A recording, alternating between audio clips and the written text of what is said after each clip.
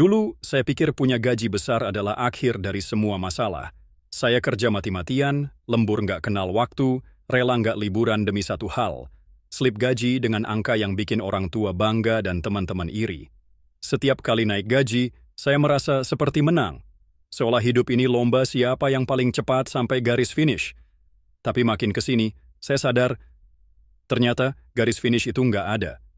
Yang ada justru lingkaran. Muter terus. Dikejar deadline, capek, Senin udah pengen Jumat lagi, Jumat malam healing, Minggu malam anxious atau cemas berlebihan, lalu Senin balik lagi ke titik awal. Gaji besar ternyata nggak bikin saya tenang, nggak bikin saya bebas. Dan, jujur, nggak bikin saya bahagia. Lalu saya mulai bertanya, kenapa ya? Ada orang yang gajinya nggak segede saya, tapi hidupnya kayak lebih hidup?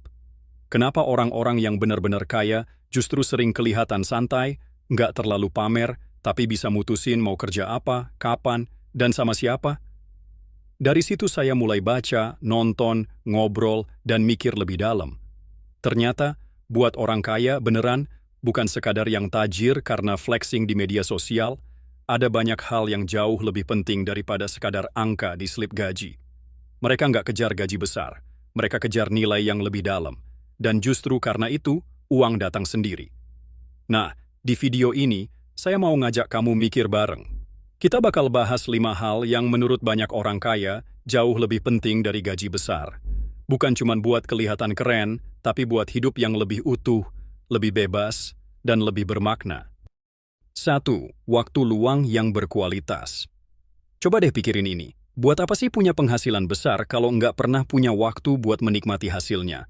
Gaji 2 digit, tapi weekend dipakai buat kerja tambahan. Libur nasional pun tetap mantengin email kantor. Bahkan pas liburan pun masih mikirin kerjaan. Ironis ya, banyak orang ngira mereka sedang membangun masa depan, padahal mereka sedang membuang masa kini.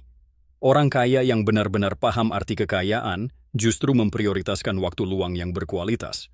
Bukan berarti mereka pemalas atau nggak kerja keras, tapi mereka ngerti satu hal penting. Waktu itu, aset yang nggak bisa dibeli ulang. Uang bisa dicari.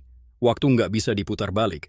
Banyak dari mereka memilih kerja lebih sedikit tapi dengan leverage yang tinggi, entah itu lewat bisnis, investasi, atau sistem. Mereka rela punya income yang lebih kecil di awal, asal bisa punya kendali penuh atas waktu mereka. Dan lucunya, ketika waktu luang mereka lebih banyak dan lebih berkualitas, justru produktivitas dan uang datang lebih deras. Karena mereka bisa berpikir, bisa merenung, bisa melihat peluang yang nggak kelihatan, kalau kepala terus ditundukkan ke layar laptop 10 jam sehari. Saya juga pernah terjebak dalam ilusi sibuk berarti sukses. Tapi semakin sering saya ngobrol dengan orang-orang kaya beneran, mereka justru punya prinsip sebaliknya. Kalau kamu terlalu sibuk sampai nggak bisa berpikir, itu bukan tanda sukses.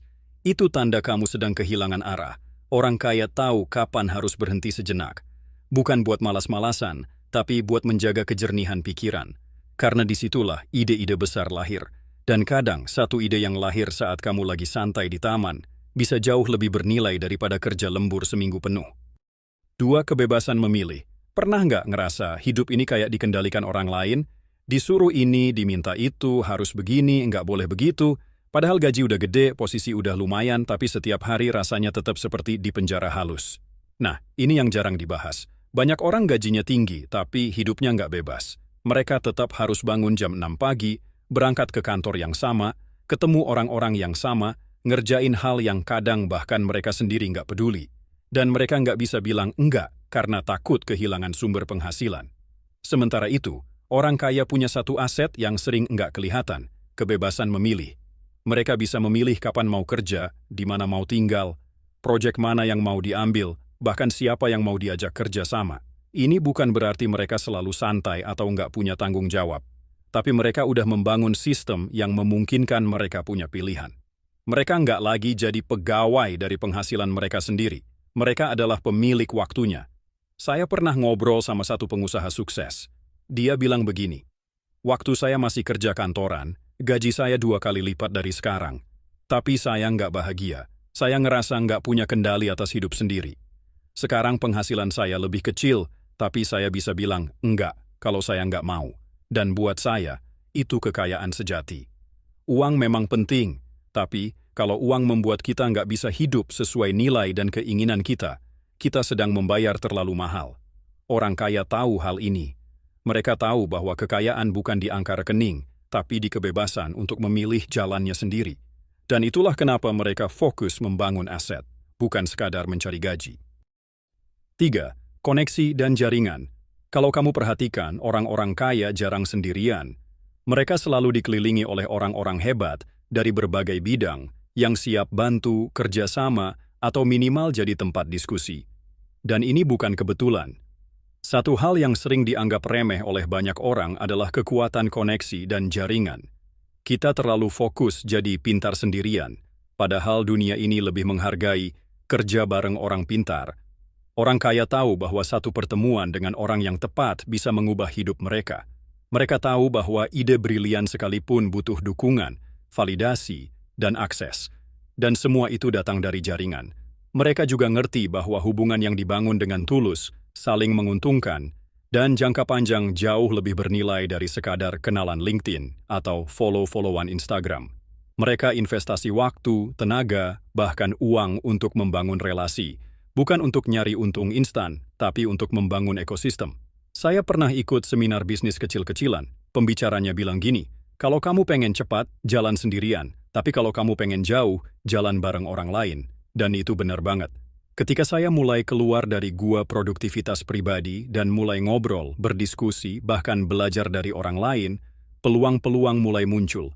Dari yang awalnya sekadar ngobrol santai, bisa jadi kolaborasi bisnis. Dari yang cuman sharing, bisa berubah jadi mentoring. Semuanya karena koneksi.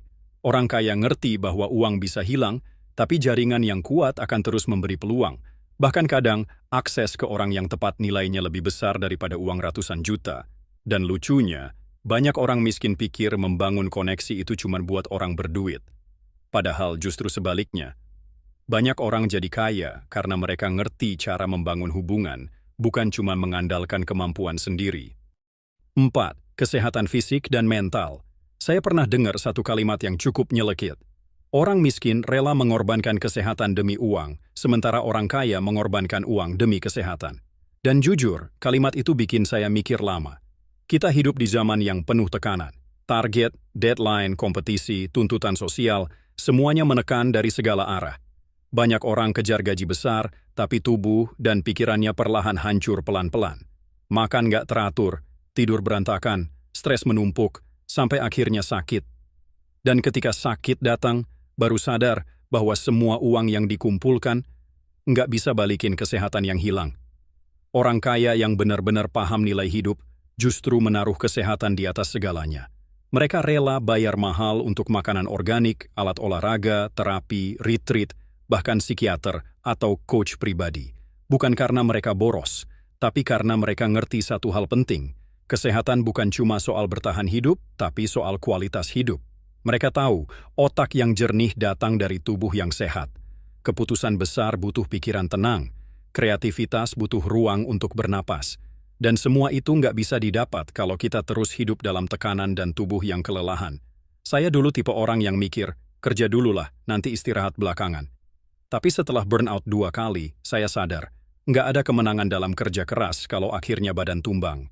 Dan percayalah, stres yang nggak diurus hari ini akan dibayar mahal entah besok, lusa, atau tahun depan.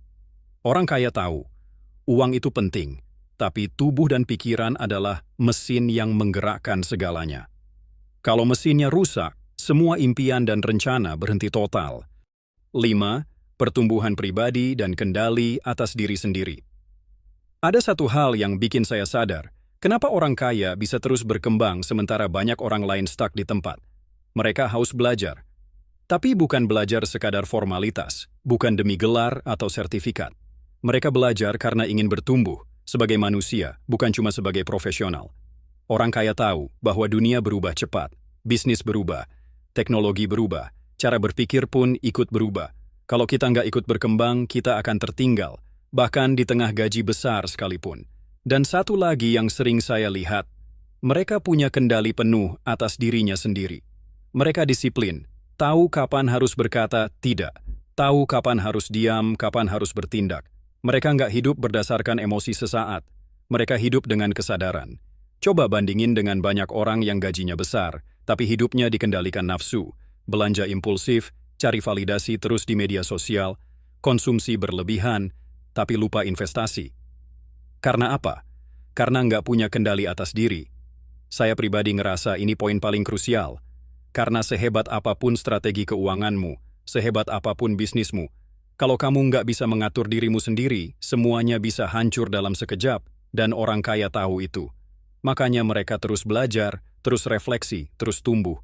Mereka tahu bahwa kekayaan sejati bukan cuma di luar, tapi di dalam diri. Dan ketika kita tumbuh, dunia pun ikut terbuka. Penutup. Jadi dari semua yang udah kita bahas tadi, waktu luang, kebebasan memilih, koneksi, kesehatan, dan pertumbuhan diri, semuanya punya satu benang merah. Makna. Orang kaya sejati nggak cuma ngejar angka di rekening, tapi makna dari hidup yang mereka jalani. Dan jujur, saya sendiri masih dalam proses.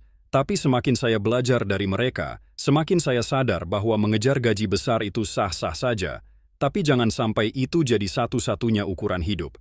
Karena pada akhirnya, kaya itu bukan soal berapa yang kamu punya, tapi sejauh mana kamu bisa hidup sesuai yang kamu yakini. Semoga obrolan panjang ini bisa jadi bahan refleksi. Karena bisa jadi yang kamu kejar selama ini bukan kekayaan, tapi ilusi tentang kaya. Dan mungkin justru 5 hal ini yang jauh lebih penting dari gaji besar.